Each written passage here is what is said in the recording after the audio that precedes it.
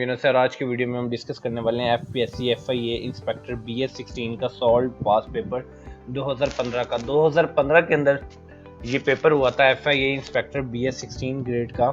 तो आइए देखते हैं, आज हम इसको स्टडी करेंगे। जितने भी जो FIA के जो पेपर्स आने वाले हैं उसके लिए भी ये बहुत ही इंपॉर्टेंट होगा, क्योंकि पास पेपर से आपको तो मेथडोलॉजी का पता चल जाता है, दूसरा आपको ये पता चल जाता है कि किस तरह के क्वेश्चन आते हैं। और ज़्यादातर ऐसा होता है कि पास पेपर में से बहुत सारे क्वेश्चन जो होते हैं वो रिपीट भी होते हैं और वो आपको आते हैं। फॉर एग्जाम्पल आपको इस तरह से मैं समझा सकता हूँ कि फॉर एग्जाम्पल एक क्वेश्चन के अंदर पूछा गया है, कुछ भी पूछा गया तो अब उससे रिलेटेड वो क्वेश्चन पूछे जा सकते हैं। यानी कि अगर आपसे पूछा गया है कि इस कंट्री का कैपिटल कौन सा है, तो आपको पता होना चाहिए कि ऐसा क्वेश्चन आ जाना चाहिए तो आपको डिफरेंट कंट्रीज के कैपिटल्स बताओ, ठीक है। और ये वन पेपर MCQ होता है जिसके अंदर डिफरेंट पार्ट्स होते हैं और 100 मार्क्स का ये पेपर होता है। तो ये वीडियो स्टार्ट करते हैं। वीडियो स्टार्ट करने से पहले मैं आपसे रिक्वेस्ट करना चाहूँगा कि अगर अभी तक आपने मेरा चैनल सब्सक्राइब नहीं किया तो काइंडली चैनल को सब्सक्राइब कर ले, ताकि आपको मजीद ऐसी इन्फॉर्मेटिव वीडियोस मिलती रहें। तो सबसे पहले हमारे पास इंग्लिश पोर्शन है। इंग्लिश पोर्शन के अंदर हम देखते हैं कि कौन से क्वेश्चन है। क्वेश्चन है हमारे पास, select the appropriate words from the given options. ये एक सेक्शन था जिसके अंदर पूछा गया था इंग्लिश पोर्शन के अंदर कि आपने एप्रोप्रिएट वर्ड्स को यूज करना है फ्रॉम द गिवन ऑप्शंस में से। तो हमारे पास जो क्वेश्चन बना वो है, to explain his design to his visitor, the architect, a simple plan और द ब्लैक बोर्ड। अब आपने एक जो है अप्रोप्रिएट वर्ड्स यूज करने के, इसके अंदर कौन सा वर्ड जो है वो अप्रोप्रिएट है जो कि इस सेंटेंस को सूट करेगा, तो आपको पता नहीं चाहिए। तो हमारे पास ऑप्शन है कंस्ट्रक्टेड, मेड, स्केच, बिल्ड। तो ये जानते हैं कि इसका आंसर क्या हमारे पास, तो इसका आंसर है हमारे पास स्केच। तो आंसर हुआ स्केच। तो आप इसको ऐसे कह सकते हैं, to explain his design to his visitor, the architect sketched a simple plane on the blackboard, ठीक है। बढ़ते नेक्स्ट क्वेश्चन की तरफ। क्वेश्चन नंबर 2 हमारे पास है, throw bonsai, a well-known art form originated in China, it was blank by the Japanese। अब इसके अंदर आपके अंदर मोस्ट अप्रोप्रिएट वर्ड कौन सा हो सकता है। हमारे पास ऑप्शन है कल्टिवेटेड, फिनिश्ड, परफेक्टेड या इनराज। तो आइए जानते हैं कि इसका आंसर क्या हमारे पास। तो स्टूडेंट इसका आंसर है हमारे पास परफेक्टेड। तो आपने याद रखना है कि इसके अगर ऐसा क्वेश्चन आ सकता है तो अगर आपको इंग्लिश ग्रामेटिकली आपकी स्ट्रांग है तो आपको इसमें प्रॉब्लम नहीं होगी और आपकी वोकैब अच्छी हुई है तो इस आपको जो है कोई इशू नहीं आएगा इसके अंदर। तो आपने अब याद रखना है कि इसके अंदर क्या आएगा, perfected, यानी कि through bonsai, a well-known art form originated in China, it was perfected by the Chinese। बढ़ते हैं नेक्स्ट क्वेश्चन की तरफ। क्वेश्चन नंबर 3 हमारे पास है, he is greatly admired for his blank behavior। अब आपने बताना है कि इसके अंदर मोस्ट सूटेबल वर्ड कौन सा है। तो हमारे पास ऑप्शन है डेक्रिस्पिड, डेकोडेंट, डेकोरेटिव या डेकोरस। तो देखते हैं कि he is greatly admired for his blank behavior। तो देखते हैं कि हमारे पास ऑप्शन जो दी इसमें से आंसर क्या है। तो आंसर है हमारे पास डेकोरस।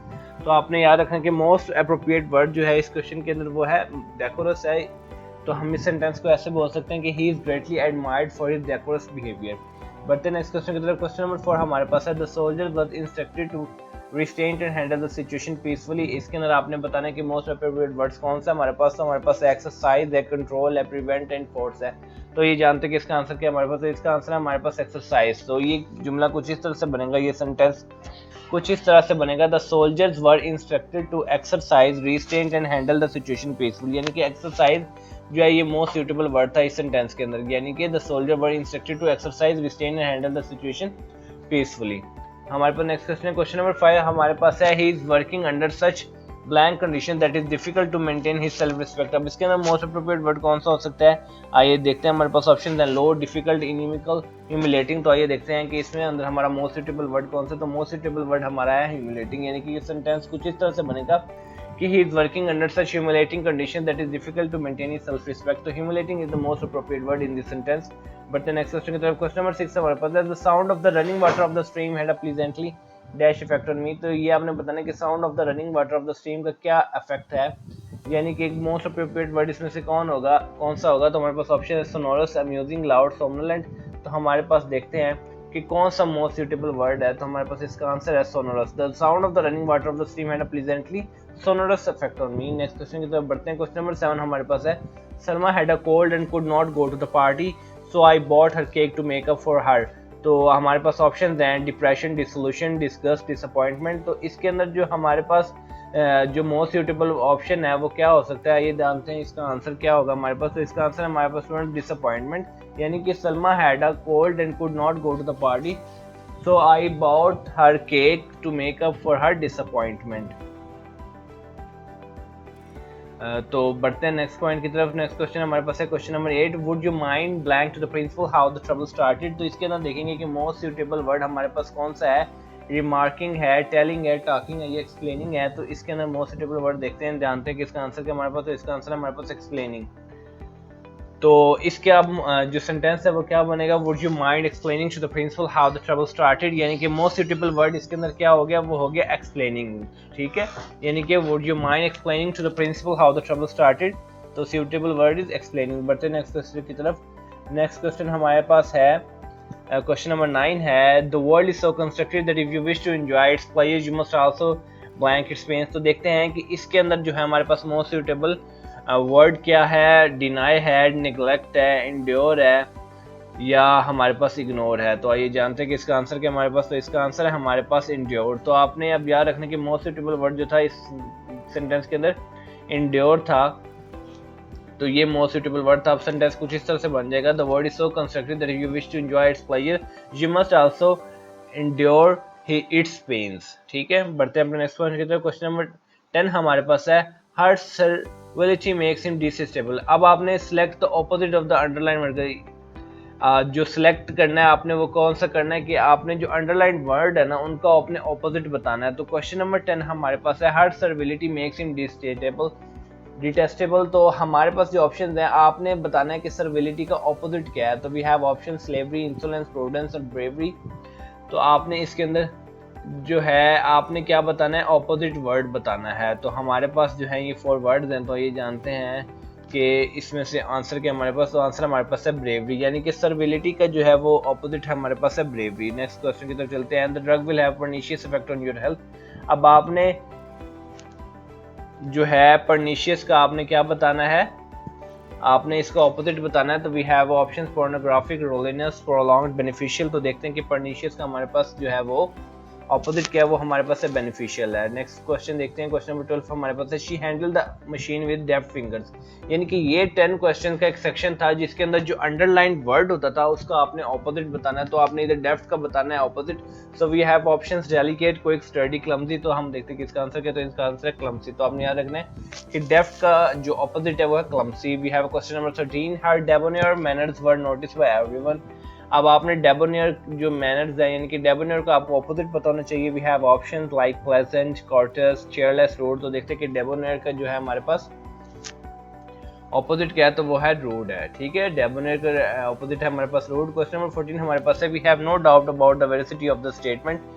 अब वेरिसिटी का आपने बताना है ऑपोजिट क्या है। We have options truthfulness, prosperity, falsity या मोरालिटी। तो आइए देखते हैं कि वेरिसिटी जो है इसका ऑपोजिट क्या है हमारे पास, तो इसका ऑपोजिट है फाल्सिटी। So we have no doubt about the veracity of the statement. Yeah, we have no doubt about the falsity of the statement. So the opposite of the veracity word is falsity. But the next question की तरफ, question number 15 हमारे पास है, his frivolous remarks evoke no comments. यानी कि अब इसमें आपने बताना है कि frivolous जो है उसका opposite क्या है। We have options fanciful, frantic, momentous, serious. तो देखते हैं कि इसका आंसर क्या हमारे पास, तो इसका आंसर है हमारे पास serious। यानी कि frivolous की बात करें तो इसका opposite जो है वो हमारे पास सीरियस है। क्वेश्चन नंबर 16 हमारे पास है, we have no doubt about the veracity of the statement. We have 4 options. इधर आपने बताना है कि वेरासिटी का ऑपोजिट क्या है, ट्रूथफुलनेस, प्रॉस्पेरिटी, फाल्सिटी, मोरालिटी। तो इसका आंसर है फाल्सिटी, यानी कि we have no doubt about the falsity of the statement. You should know that this section is related to the checking the underlined word which is opposite we have to find the opposite word of the underlined word। यानी कि आप सिर्फ वो word को देख के भी opposite word दिखा सकते हैं। ये सेंटेंस इसलिए होता है कि आपसे सेंटेंस से आपको कहीं ना कहीं आइडिया हो जाता है कि इसका ऑपोजिट क्या हो सकता है। तो वेरासिटी का ऑपोजिट है फाल्सिटी। क्वेश्चन नंबर 17 हमारे पास है, she was surprised by his amiability. तो अमेबिलिटी का आपने बताना है ऑपोजिट क्या है। हमारे पास ऑप्शन है सिंसेरिटी, पिटुलेंस, प्रूडेंस या पेसिमिज्म। तो आप देख रहे हैं कि हमारे पास 4 ऑप्शंस हैं। ठीक है, 4 ऑप्शन में से आपने बताना है कि एक ऑपोजिट जो है अमेबिलिटी का है वो क्या ऑपोजिट है, तो वो ऑपोजिट है पिटुलेंस। ठीक है, अमेबिलिटी की ऑपोजिट की बात होगी तो वो है पिटुलेंस। हमारे पास क्वेश्चन नंबर 18 है, everybody was astonished when he used such a profane language. इधर आपने प्रोफेन का ऑपोजिट बताना है। हमारे पास ऑप्शंस है हाई, प्योर, प्रोफाउंड, सेक्रेड। तो देखते हैं कि प्रोफेन जो है उसका ऑपोजिट क्या है, तो उसका ऑपोजिट है sacred. Profound, profane, sacred. Profane, sacred, यानी कि प्रोफेन का ऑपोजिट क्या है, सेक्रेड। क्वेश्चन नंबर 19 हमारे पास है, his timidity proved to be costly. यानी कि टिमिडिटी जो है इसका आपने ऑपोजिट इसके अंदर फाइंड आउट करना है कि टिमिडिटी का ऑपोजिट क्या है। तो हमारे पास ऑप्शन है self confidence, self assertion, arrogance और बोल्डनेस। तो ये देखते हैं कि टिमिडिटी के ऑपोजिट क्या है, तो वो है बोल्डनेस। अगर आपसे टिमिडिटी के ऑपोजिट के बारे में पूछा जाए तो वो क्या होगा, बोल्डनेस, यानी कि his timidity proved to be costly या his boldness proved to be costly. तो we have question number 20 which is the last question of this section. The treaty was ratified by the heads of the state. अब आपने ratified का बताने के opposite क्या है, we have options like annulled, destroyed, unsettled या sanctioned. तो देखते हैं कि रेटिफाइड का ऑपोजिट हमारे पास क्या है, तो वो है sanctioned. You can say that the treaty was ratified by the heads of the state, या आप अगर इसके ऑपोजिट सेंटेंस लिखेंगे तो you can say that the treaty was sanctioned bye the heads of the state. यानी कि कोई भी चीज़ होती है, अगर एक सच है तो उसका झूठ होता है, तो इसी तरह हर चीज़ का एक एंटीडोट होता है, हर चीज़ का एक ऑपोजिट होता है। तो ये वाला जो 10 क्वेश्चन का सेक्शन था, इसके अंदर जो थे अंडरलाइन वर्ड थे, उनका आपने ऑपोजिट बताना था। तो रेटिफाइड का ऑपोजिट है सैंक्शनड। बढ़ते हैं अपने नेक्स्ट क्वेश्चन की तरफ। नेक्स्ट क्वेश्चन हमारे पास है जनरल नॉलेज का पोर्शन है, जो कि इस क्वेश्चन का पेपर का पार्ट था। तो जनरल नॉलेज के हम पोर्शन जो है उसके क्वेश्चन हम अब करने लगे हैं। तो क्वेश्चन नंबर 21 है हमारे पास और पेपर का क्वेश्चन नंबर 21 है, जबकि जनरल नॉलेज का जो पोर्शन है वो क्वेश्चन नंबर 1 है। तो हमारे पास क्वेश्चन है, first non aligned movement NAM was held in at, यानी कि NAM जिसको नॉन अलाइंड मूवमेंट कहते हैं, ये कहाँ हुई थी। तो हमारे पास आंसर है बलग्रेड यूगोस्लाविया। तो फर्स्ट NAM या फर्स्ट नॉन अलाइंड मूवमेंट जो है वो हुई थी बलग्रेड यूगोस्लाविया के अंदर। बढ़ते नेक्स्ट क्वेश्चन की तरफ। नेक्स्ट क्वेश्चन हमारे पास है, Kate Middleton Duchess of Cambridge is the wife of. जो Kate Middleton Duchess of the Cambridge थी वो किसकी वाइफ थी। तो हमारे पास इसका आंसर है प्रिंस विलियम की। तो अगर आपसे ये क्वेश्चन पूछा जाए कि Kate Middleton Duchess of Cambridge किसकी वाइफ थी, तो वो थी प्रिंस विलियम की। हमारे पास नेक्स्ट क्वेश्चन है, क्वेश्चन नंबर 23 है, the Sinai peninsula is located in. जो सीनिया पेनिसुला है वो कहाँ लोकेटेड है। तो हमारे पास इसका आंसर है इजिप्ट के अंदर। अगर आपसे क्वेश्चन पूछा जाए कि सीनिया पेनिसुला कहाँ लोकेटेड है, तो वो है इजिप्ट के अंदर। क्वेश्चन नंबर 24 है, headquarter of the Asian union is located इन। यानी कि अगर आपसे पूछा जाए कि हेडक्वार्टर एशियन यूनियन के वो कहाँ लोकेटेड है, तो आपको पता होना चाहिए कि ये किधर वाक़ है। तो हमारे पास इसका आंसर है Addis Ababa. So whenever you were asked a question that where is the headquarter of the Asian union या where the headquarter of Asian union AU is located, so you must know that it is located in the Addis Ababa. याद रहेगा, Aedes अबाबा। बढ़ते next question की तरफ। Question number 25 हमारे पास है, where is the headquarter of the IAEA is located. IAEA का जो एब्रिविएशन है वो आपने मुझे बताना है कमेंट्स के अंदर, और मैं आपको बताने लगा हूँ कि इसका हेडक्वार्टर वो किधर है। हेडक्वार्टर इसका है वीना के अंदर, ठीक है, वीना के अंदर इसका हेडक्वार्टर है। बढ़ते नेक्स्ट क्वेश्चन की तरफ। क्वेश्चन नंबर 26 हमारे पास है, which country is located in the levant region. यानी कौन सी ऐसी कंट्री है जो कि लेवेंट रीजन के अंदर लोकेटेड है। तो हमारे पास इसका आंसर है सीरिया। तो जो सीरिया है वो लेवेंट रीजन के अंदर लोकेटेड है। We have next question, question number 27, according to the Forbes magazine the world most powerful man is. Forbes magazine के मुताबिक दुनिया का सबसे पावरफुल मैन कौन है। तो उसका आंसर है हमारे पास साई जिनपिंग, आप इसको कह सकते हैं। So according to the Forbes magazine the world most powerful man is Xi Jinping. Moving to the next question, question number 28 is prime minister of the Pakistan. अब ये 2015 का पेपर है जो कि आपके साथ डिस्कस किया जा रहा है। तो 2015 के अंदर जो प्राइम मिनिस्टर थे वो थे नवाज शरीफ। अभी तो अगर अभी की बात करेंगे तो वो है शहबाज शरीफ। लेकिन ये 2015 का जो पेपर आपके साथ डिस्कस कर रहा हूँ तो इसके अंदर 2015 के क्वेश्चन होंगे। तो 2015 के अंदर अगर पूछा गया था कि प्राइम मिनिस्टर ऑफ पाकिस्तान कौन है, तो उस वक्त जो थे वो नवाज शरीफ थे प्राइम मिनिस्टर। या आप इसको इस तरह से याद कर सकते हैं कि अगर आपसे फॉर एग्जांपल फॉर इंस्टेंट या सपोज आपसे पूछा चला जाए कि पेपर में पूछा जाए कि 2015 में पाकिस्तान के प्राइम मिनिस्टर कौन थे, सो you must no he was Nawaz Sharif. And अगर आज की बात करें तो वो है शहबाज शरीफ। बढ़ते क्वेश्चन नंबर 29 की तरफ। The member of the south east Asia treaty organization वाला आपने बताना है कि south east Asia treaty organization जो है उसके जो है मेंबर्स कौन कौन से हैं। तो हमारे पास आंसर है 8 नेशंस इसके अंदर इंक्लूड है। इसके अंदर south east Asia treaty organization के अंदर वो हैं US, UK, France, Australia, Pakistan, Philippines, Thailand and New Zealand. तो ये 8 नेशन हैं which are the members of the south east Asia treaty organisation.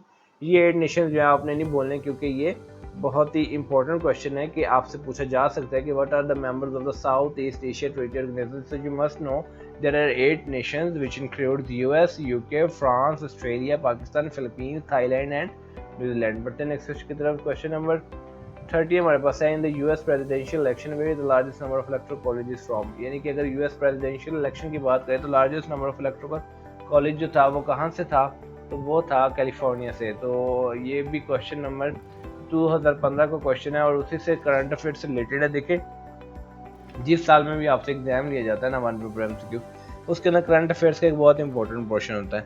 और वो जो करंट अफेयर्स होते हैं ना वो आपसे जो है लास्ट 2 ईयर्स के रिलेटेड आपसे पूछे जा सकते हैं। 2 साल पुराने आपके जाके आपसे वो पूछे जा रहे हैं, ठीक है, यानी कि यूएस प्रेसिडेंशियल इलेक्शन की अगर बात करें तो ये 2015 की बात करें कि largest number of electoral college जो थे वो कैलिफोर्निया की तरफ से थे।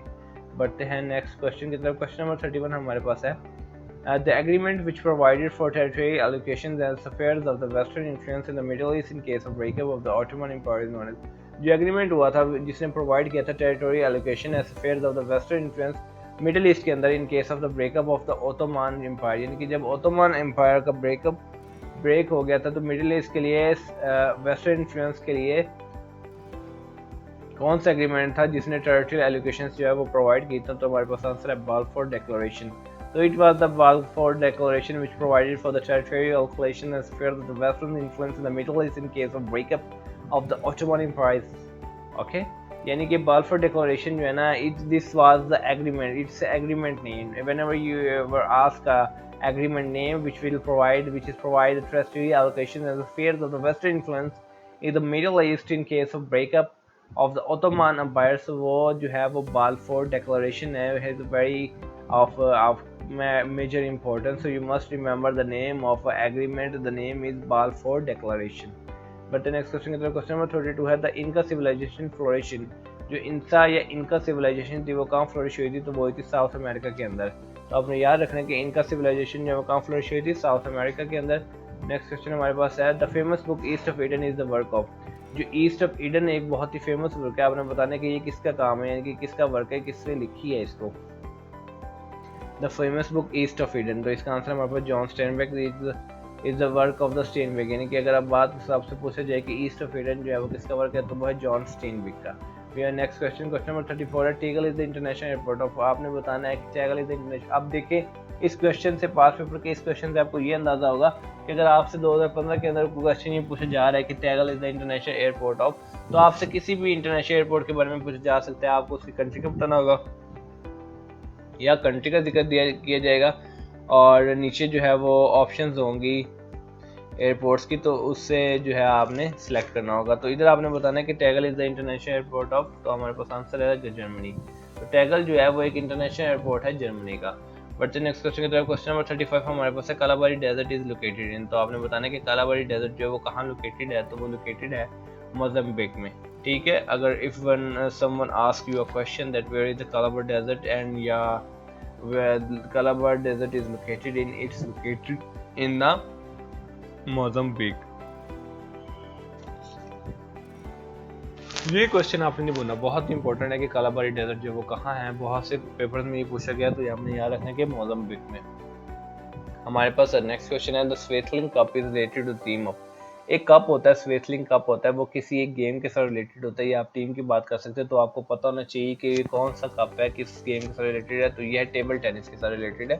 स्वेथलिंग कप जो होता है it's related to the theme of the table tennis, यानी कि जो प्ले करते हैं उसको कंट्रोल या मैनेज कर रहे हैं, तो स्वेथलिंग कप को वो जानते होंगे, ये it's related to the team of the table tennis. बढ़ते हैं नेक्स्ट क्वेश्चन की तरफ। क्वेश्चन नंबर 37 में हमारे पास है wheel is the symbol of. ये क्वेश्चन जो है बहुत से एग्जाम में पूछा गया है कि व्हील किस चीज़ का सिंबल है, तो व्हील सिंबल है प्रोग्रेस का। हमारे पास आंसर है प्रोग्रेस, तो wheel is the symbol of the progress. बढ़ते हैं नेक्स्ट क्वेश्चन की तरफ। क्वेश्चन नंबर 38 हमारे पास है विच of the following the Baltic state, यानी कि आपने बताना है कि इसमें से बाल्टिक स्टेट कौन सा है। तो we are going to found which of the following the Baltic state. So Bulgaria, आपने बताना है कि Bulgaria is a Baltic state. ठीक है, बोलना नहीं है आपने, Bulgaria is a Baltic state. बढ़ते next question. Maple leaf is the national emblem of. अगर हम मैपल लीफ की बात करें तो वो एक ऐसी कंट्री है जिसका वो नेशनल एम्बलम है। तो आपको पता नहीं चाहिए कि किस कंट्री का नेशनल एम्बलम है, तो ये जानते हैं कि आंसर क्या हमारे पास, तो आंसर है हमारे पास Canada. So maple leaf is the national emblem of the Canada. तो आपने ये भूलना नहीं है कि you can't go there, so you can go there, but the thing is the maple leaf is the national emblem of Canada. But next question की तरफ। Question number 40 है which sea is located in the Central Asia. अगर हमसे हमारा जो है lead, अगर आपसे जो है कोई आपका जो टीचर है, कोई आपका लीडर है, कोई टीचर आपसे पूछता है कि सेंट्रल एशिया में कौन सी सी लोकेटेड है, तो आपको पता होना चाहिए कि कौन सी सी जो है वो सेंट्रल एशिया में लोकेटेड है। तो हमारे पास उसका आंसर है एलएलसी। एलएलसी एक ऐसा सी है जो कि सेंट्रल एशिया के अंदर लोकेटेड है। ठीक है, बढ़ते हैं नेक्स्ट क्वेश्चन की तरफ। नेक्स्ट क्वेश्चन हमारे पास पाकिस्तान अफेयर्स और इस्लामियात का पोर्शन है। इस पोर्शन के अंदर भी 20 क्वेश्चंस हैं, तो इसको वन बाय वन स्टडी करते हैं। तो ये देखते हैं कि इसमें क्या है। तो हमारे पास क्वेश्चन है the founder of the Faraizi movement was. आपने बताना है कि फ्राइजी मूवमेंट का जो फाउंडर वो कौन थे, तो हमारे पास आंसर है Haji Shariatullah. So whenever you were asked the founder of the Faraizi movement was, तो इसके जो फाउंडर थे वो थे हाजी शरायतुल्लाह। नेक्स्ट क्वेश्चन हमारे पास है the followers of the Haji Shariatullah were known as, इनको ना स्पेसिफिकली एक नेम दिया गया था कि इनके फॉलोअर्स को एक स्पेसिफिक नेम दिया जाता था, तो वो आपको पता होना चाहिए। अगर तो आप हिस्ट्री पढ़ते हैं तो आपको पता होगा कि फॉलोअर्स ऑफ हाजी शरायतुल्लाह को क्या कहते हैं, तो उनको हम कहते हैं फ्राजीज, ठीक है, यानी कि फ्राइजीज कहते हैं। Followers of the Haji Shariatullah were known as Faraizis. बढ़ते नेक्स्ट की तरफ, besides religion the Faraizi movement was against, so besides religion मजहब के साइड में निकाल के जो फ्राइजी मूवमेंट जो है वो किसके अगेंस्ट थी, तो हमारे पास ऑप्शन है ऑपरेशन ऑफ द ज़मींदार या नॉन मुस्लिम, यानी कि द नॉन मुस्लिम जो थे तो उनके जो ऑपरेशन थे ऑफ ज़मींदार के उसके अगेंस्ट थी। The Faraizi movement which was by the Haji Shariatullah was against the operation of the zamindars which are the non Muslims. So let's moving to the next question. Question number 44 is the name of the Dudu Mian बाज। उदू मियाँ बहुत ही एक famous factor है, तो उनका एक specifically name था, तो आपको पता होना कि क्या नेम था, तो उनका नेम था Mohammad Mohsin. So the name of the Dudu Mian was Mohammad Mohsin. Moving to the next question. Question number 45 is who was inspired Titu Mir in Mecca with his doctrine of independence. किसने टीटू मीर को मक्का के अंदर डॉक्ट्राइन ऑफ इंडिपेंडेंस के तहत जो है वो इंस्पायर्ड किया था, वो कौन था, तो आइए जानते हैं कि इसका आंसर के हमारे पास, तो इसका आंसर हमारे पास Syed Ahmad Shahi. So Syed Ahmad Shahi was the person who inspired Titu Mir in Mecca with his doctrine of independence. So you must know that it's a very big name. The name is Sayyid Ahmad Shahi, who inspired the Titu Mir in Makkah with his doctrine of independence. So let's move to the next question. Question number 46 is when William Bentinck sent army to Bengal to crush Titu Mir. कब William Bentinck ने army को Bengal send किया कि वो टिटू मीर को crush कर दे, तो देखते हैं कि आंसर क्या इसका, तो इसका आंसर है 1830। तो 1830 के अंदर विलियम बेंटिंक ने आर्मी को सेंड किया to Bengal to crush the Titu Mir. Moving to the next question. Question number 47 is the Colonel Stewart, the commander of the army, gave the Titu Mir gave the order of the, जो colonel Stewart थे, commander थे army के, उन्होंने जो है टिटू मीर के against जो एक ऑर्डर दिया था, तो वो ऑर्डर किस लिए था, तो वो ऑर्डर जो था वो ऑर्डर किस चीज़ का था, आपको ये पता चाहिए, तो वो ऑर्डर था अनकंडीशनल सरेंडर का। So the colonel Stewart the commander of the army against the Titu Mir gave the order of unconditional surrender. तो ये जो था टिटू मीर के अगेंस्ट जो था एक कमांडर की तरफ से ये थी कि उसको अनकंडीशनल सरेंडर की तरफ उसके अगेंस्ट जो है वो अनकंडीशनल सरेंडर का जो हुक्म है वो नाफिज हुआ था। तो आपसे ऑप्शन ये भी आ सकती है कंडीशनल सरेंडर, तो आपने याद रखना कि it was unconditional surrender. But next question number 48 है Syed Ahmad Shahid was the disciple of. जो सैयद अहमद शहीद थे वो किसके डिसिपल थे, वो थे सैयद शाह अब्दुल अजीज के, ठीक है। Syed Ahmad Shahid was the disciple of Syed Abdul Aziz. Syed Ahmad Shahid was the disciple of Syed Shah Abdul Aziz. Question number 49 हमारे पास Syed Ahmad Shahid was born in रई बरेली यूपी। आपने बताना है कि सैयद अहमद शहीन जो हैं वो कब बोर्न हुए रई बरेली के अंदर, तो हमारे पास ऑप्शन है 1786। तो हमारे पास आंसर भी यही है 1786 है कि Syed Ahmad Shahid was born in the रई बरेली यूपी इन 1786। बढ़ते अपने नेक्स्ट क्वेश्चन की तरफ। क्वेश्चन नंबर 50 हमारे पास है जो कि इस वीडियो का लास्ट क्वेश्चन है।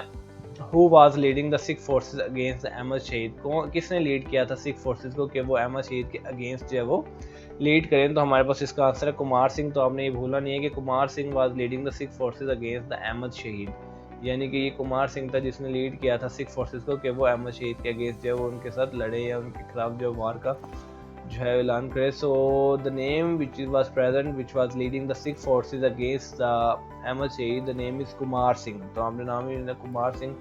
तो ये जो है पास पेपर का फर्स्ट पोर्शन है, यानी कि हम इसको दो वीडियोस में डिवाइड करेंगे। दूसरी वीडियोस के अंदर इसका सेकंड यानी कि लास्ट पोर्शन होगा। तो अभी तक के लिए जो है वो आपके लिए 50 क्वेश्चन रहेंगे जो कि फर्स्ट पार्ट है। तो आप इसको एक दफ़ा देखेंगे, ये 1 से 2 बार देखेंगे तो आपको ये क्वेश्चन मेमोराइज हो जाएंगे जो कि आगे जाके आपके लिए बहुत ही हेल्पफुल होंगे। तो उम्मीद करता हूँ कि आपको ये वीडियो बहुत पसंद आई होगी। इसका जो दूसरा पार्ट है वो भी जल्दी अपलोड कर दी जाएगा। दुआओं में याद रखिएगा। वस्सलाम।